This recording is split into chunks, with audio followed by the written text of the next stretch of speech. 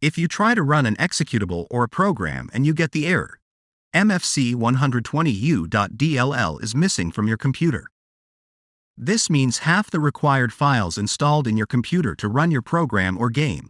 So in this tutorial you will learn how to fix these DLL error in a quick and easy way.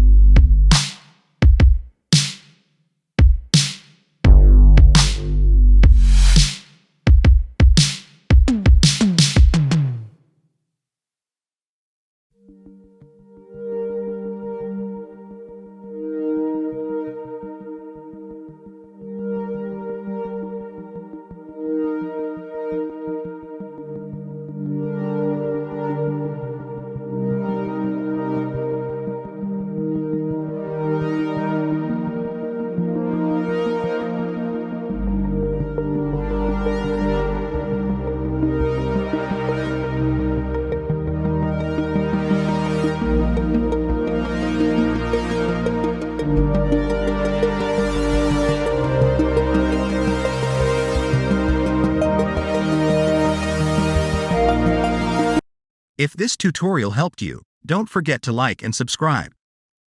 Thanks for watching.